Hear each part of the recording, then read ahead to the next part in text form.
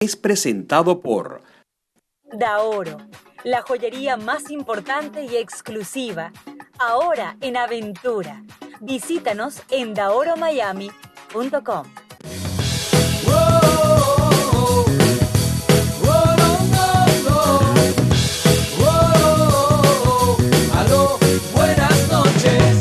Y les quiero hablar de ese palacio que está en la ciudad de Aventura, que no es otro sino Daoro.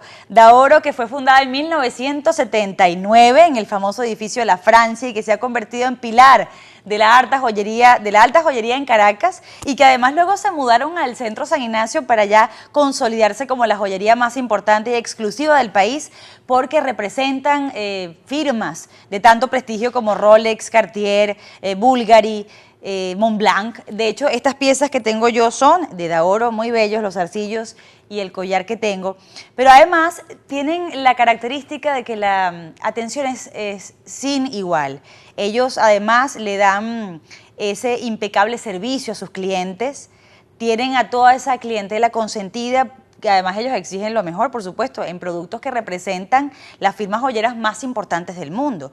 Los estamos esperando allí en el 18117 de Biscayne Boulevard, en Aventura, en el 33160. Pueden buscar más detalles y todas estas piezas hermosas en www.daoromiami.com. También seguirlos en el Instagram, @Daoro_Miami, y seguirlos también en el Facebook. Allí tienen un número 305-933-1360.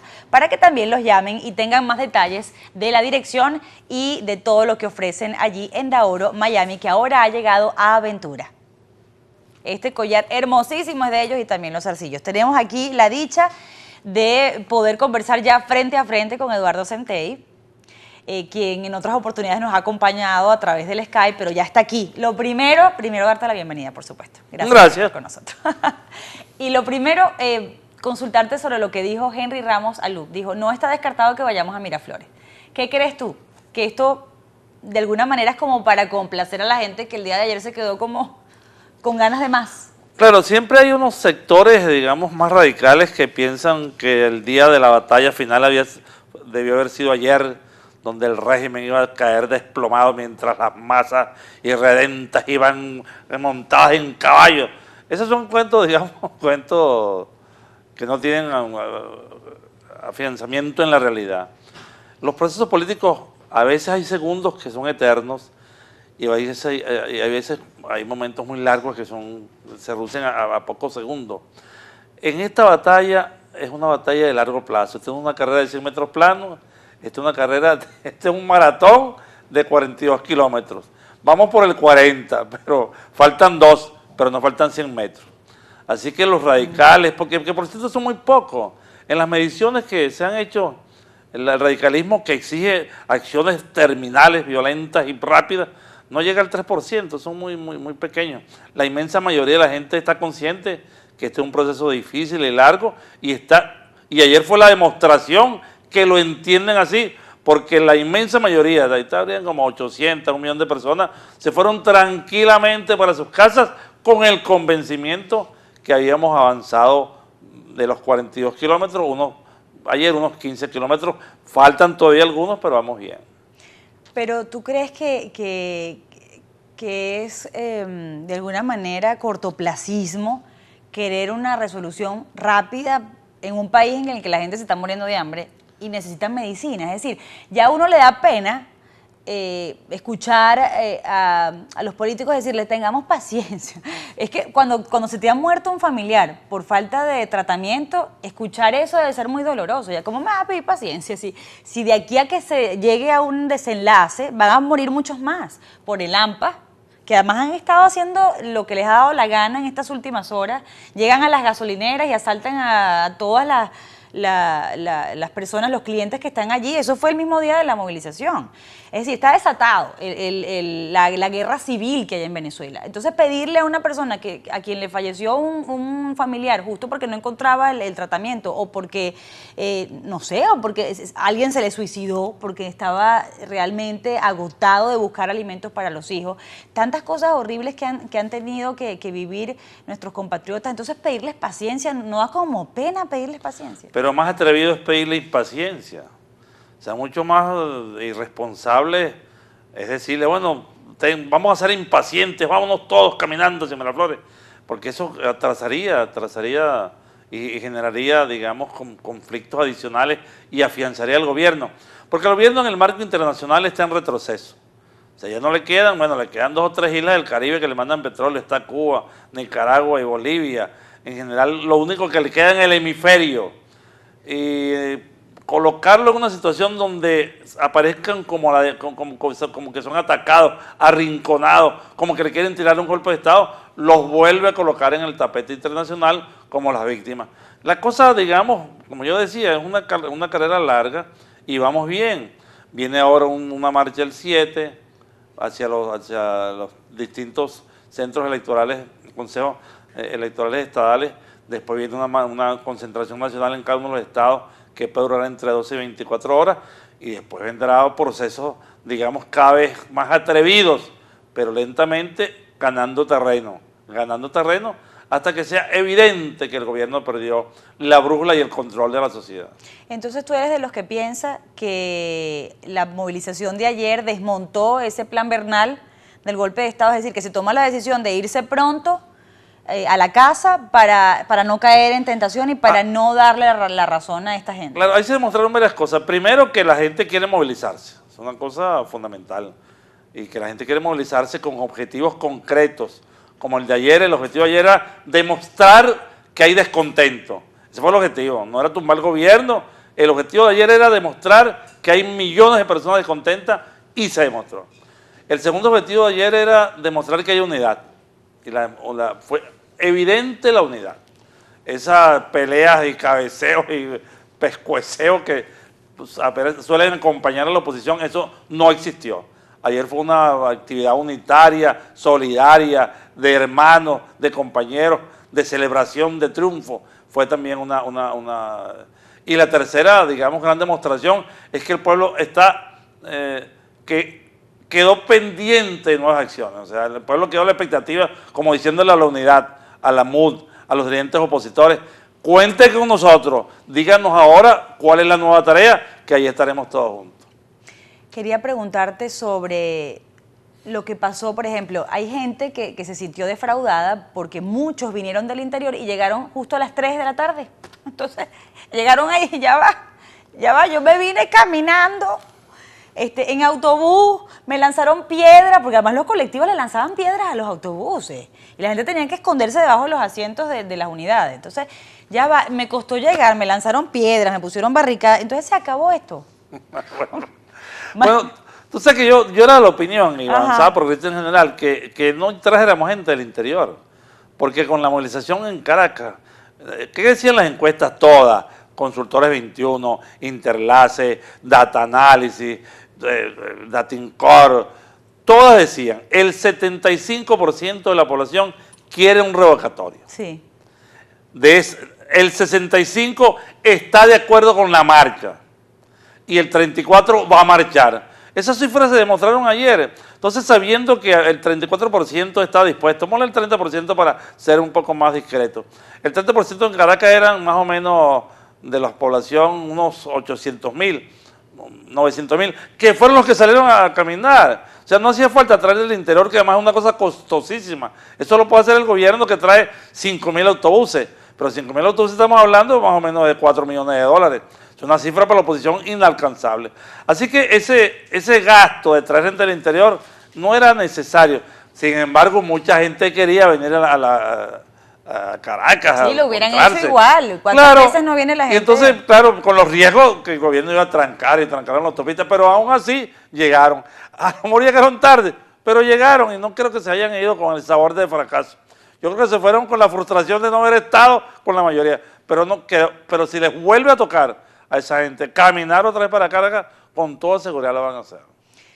Eduardo, cuando estamos hablando de estos futuros pasos, hay quienes dicen, de hecho hay un señor nos llamó el día de ayer y él estaba muy decepcionado de lo que había ocurrido, de lo que había sido el final, pues, ¿no? de esta actividad, y llegó a decir, bueno, pareciera que la oposición tiene la convocatoria, tiene el poder de convocatoria, tiene la gente, tiene el pueblo de su lado, y no sabe qué hacer con eso.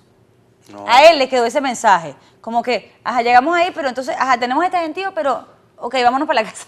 Entonces él decía, como que no pareciera, o es que hay un plan súper estructurado y entonces vamos a ver el desarrollo de los acontecimientos y todo esto está pensado y planificado. Eso lo llaman los marxistas clásicos la acumulación de fuerza. Ajá, ahí está. Estamos ahora en la acumulación de fuerza, que es la demostración y la organización del pueblo. Acuérdate que ellos no son muchos y tampoco son débiles. Sí. Ellos llegaron a tener el 65% de la población.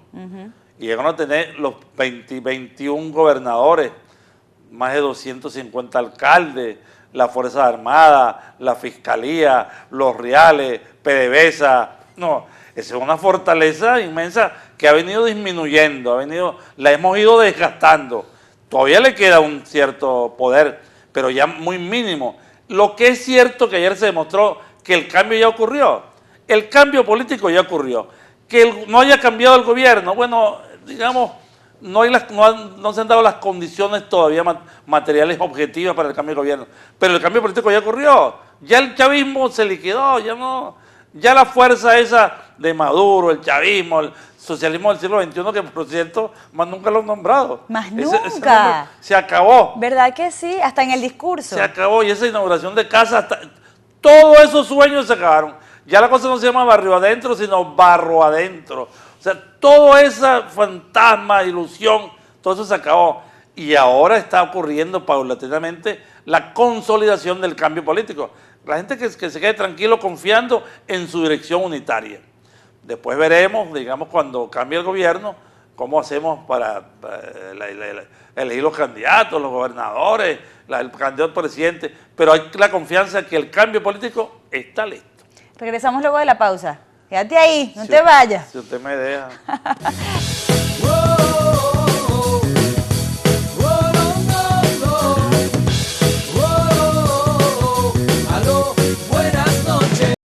Este programa es presentado por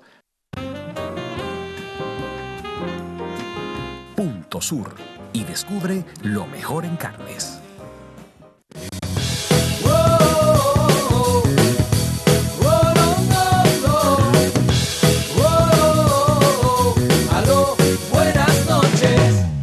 Eduardo Centey sigue con nosotros en el estudio, apreciamos mucho su visita, ya lo hemos comprometido a regresar porque se va a quedar unos días aquí y nos encantará tenerlo de nuevo. Eduardo, hablemos de, así como tuvimos a la señora Jenny, esposa del alcalde del municipio Mario Briceño Iragorri, también está el caso de Carlos Melo, que además es gran amigo tuyo y amigo de Kiko Bautista, quien nos ha pedido que no lo olvidemos y claro que no lo vamos a hacer porque además no lo hacemos con ninguno. Pero ¿qué pasa con Carlos? ¿Dónde está Carlos? ¿Tuvieron más noticias sobre él? ¿De qué se le acusa exactamente? Como es la práctica cotidiana que se ha hecho costumbre en el gobierno, las detenciones son como aleatorias. Agarran a este o agarran a otro, aunque se le han dedicado a voluntad popular, por cierto. Sí. Porque ellos atribuyen o piensan que Leopoldo López es una especie de cerebro que tiene un golpe de estado escondido en la mano, aliado con los americanos. O sea, inventaron un cuento, una historia de Leopoldo López y lo han golpeado. Una condena de 14 años a ese joven dirigente es una barbaridad, es una cosa que no ocurre. Eso ocurría cuando Mandela, cuando la apartheid, pero en sociedad democrática eso no existe. Bueno, Melo, digamos, sin explicación alguna, como para amedrentar a nuestro partido, Avanzada Progresista, y en general la oposición, lo detienen cuando estaba en un mercado, venía desde la casa de su madre con un alegato que es una verdadera estupidez. Le encontraron una correa, ¿me entienden ustedes? Una correa que se supone que es grueso, porque al destaparla, entonces tenía oculto explosivos y cordones. Esos son los famosos cordones explosivos. Cordones explosivos, que él lo tenía, estaba casi su mamá con un cordón explosivo, seguro que iba a volar la mamá será entonces.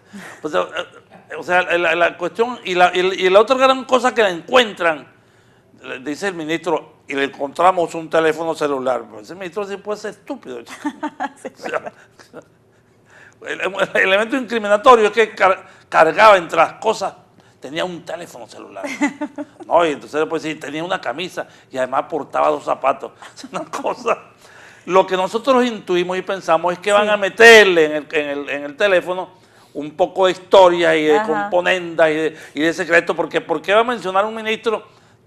Ahorita todo el mundo tiene por lo menos un teléfono celular. Todo el mundo. O sea, que alguien lo Más en cargue no Venezuela. significa, pero el hecho que le incautamos un teléfono es que supuestamente van a abrir el teléfono y van a encontrar un plan subversivo, que iban a cavar un túnel donde iban a meterse por el Miraflores y iban a secuestrar al presidente. ¿Quién sabe qué van a inventar? Porque lo de Carlos Melo es absolutamente irresponsable. Todos son irresponsables. Pero lo de Carlos es como una especie de vendetta, de una venganza que por segunda vez se lo hacen. Sí, señor. Segunda vez que la DICIP, ahora el SEBIN, lo detienen y le arman unas pruebas falsas. En el primero los jueces lo liberaron, pero ahora tenemos temor porque los jueces ahora digamos, están llenos de temor, mucho más que antes. Pero tú sabes que todos esos jueces son los que le advierten a los perseguidos que los van a apresar. Claro, no se atreven a no tomar la decisión. Abiertamente.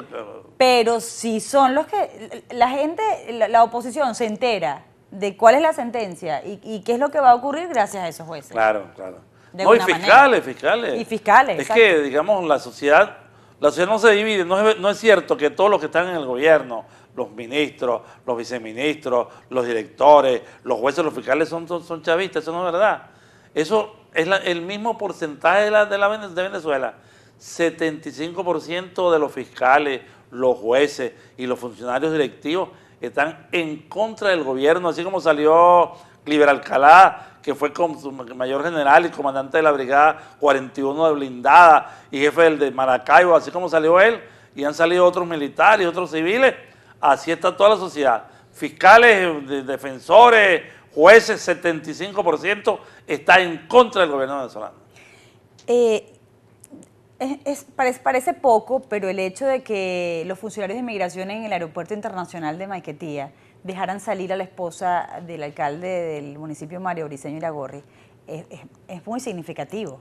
El hecho de que hubiéramos visto a militares solicitar el referendo revocatorio, que ayer efectivos de la Guardia Nacional, del Ejército, se apartaran para que pasara la gente y llegara hasta la capital. Ajá. Esos jueces que llaman por teléfono y dicen, mira, yo no estoy de acuerdo, pero no me queda más remedio. Sí les queda más remedio, pero bueno. Deciden avisar, por lo menos deciden alertar a la oposición de que eso va a ocurrir. Tiene que significar algo. En algún momento todo eso tiene que hacer peso. Eso que estamos hablando, que el cambio político ocurrió ya. Ya ocurrió. No está, formalmente no hay otra presidencia. No está la oposición gobernando, pero en términos, digamos, objetivos políticos de transición se está dando. Se está dando. Que el hecho de que todavía Maduro aparezca en la cabeza del Estado, bueno, está bien. Pero en general en la sociedad cambió y es irreversible. Y el chavismo se agotó. Mira, el chavismo no regresa más nunca. El fracaso del gobierno de Chávez y de Maduro es una cosa impresionante.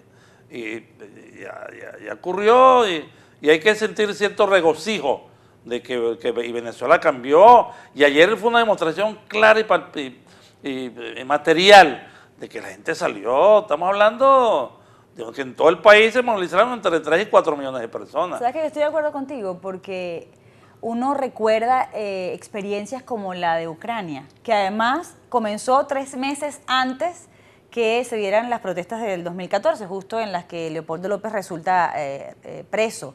En esas protestas ellos perdieron a 100 personas. Se hicieron barricadas por tiempo prolongado, 3 meses estuvieron en eso y al final el presidente salió, de hecho huyó a Rusia.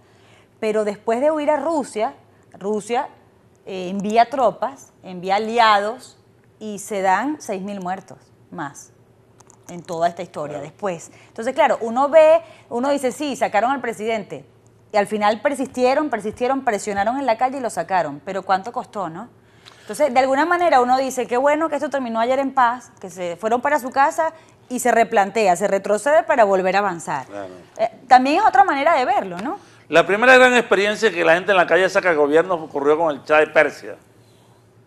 Hace un par de décadas, la gente salió a la calle y el gobierno del Shah, que era un gobierno que tenía una guardia presidencial armada absolutamente fiel a él, salió a la calle y se fue sumando poco a poco y la gente no se salió, se montaban en los techos y la gente se quedó en la calle hasta que el Shah, que era el protegido por Estados Unidos y protegido por Rusia, protegido por media humanidad, tuvo que salir sin un muerto, todo en paz. ¿Cuál fue la diferencia? ¿Por qué manteniéndose allí lograron que se fuera sin consecuencias? Porque el país se paralizó completamente, que aquí en Venezuela puede ocurrir. El país se fue paralizando, paralizaron las empresas, el transporte, se paralizó la distribución, se paralizó el petróleo, el país se paró. Y el presidente dijo, y entonces la Fuerza Armada se fue dejando los fusiles y lejos de reprimir al pueblo, se sumó a la manifestación. Entonces estaban los soldados y no había que gobernara. Entonces el Che Persia, que como dijo un célebre,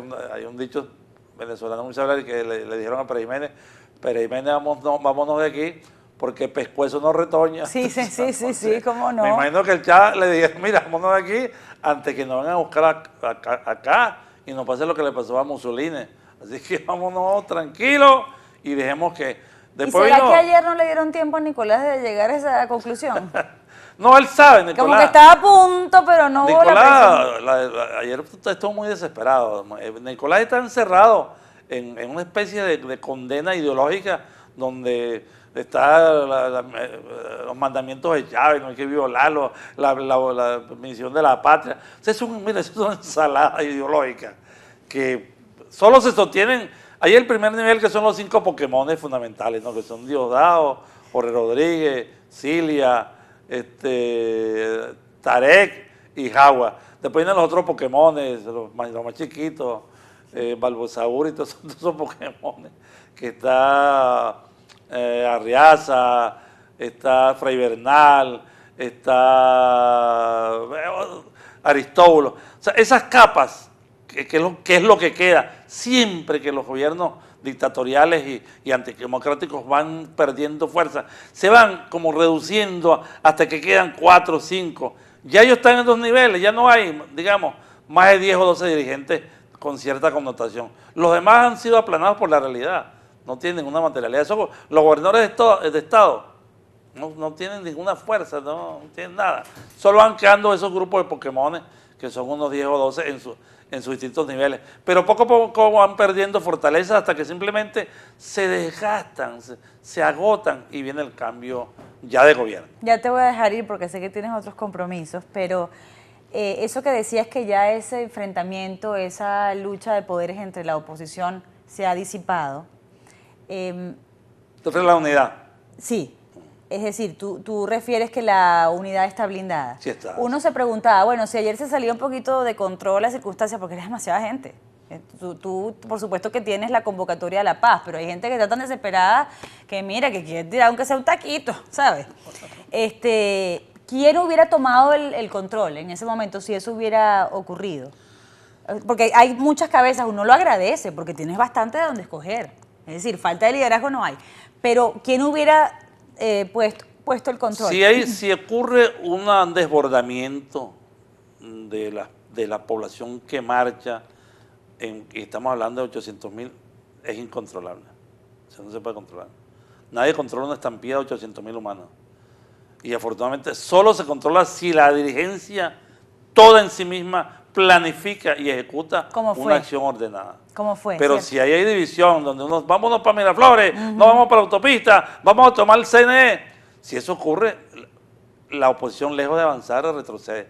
Afortunadamente hubo una dirección cerrada, consolidada. Que hay unos que quieren ser presidente, bueno, está bien, ¿cuál es el problema? Y es válido, Claro, absolutamente válido. Hay otros que quieren ser ministros, otros que quieren ser ¿Y embajadores. tú qué quieres ser, Sentey? Yo quiero ser, jubilado. Mira, muchas Lo que gracias. ya soy. Gracias por venir. Gracias por estar aquí, pero ya te comprometemos a que vengas la semana que viene porque te vas a quedar unos días aquí con nosotros. Perfecto, conversamos de lo humano y lo divino. Sí, hecho. Trato hecho. Mi palabra es un documento. Pues me parece muy bien. Muchas gracias, Eduardo Sentey, por haber estado aquí con nosotros en Aló, buenas noches. Al regreso estarán aquí sentados Carlos Ortega y Horacio Medina. Así que acompáñenos.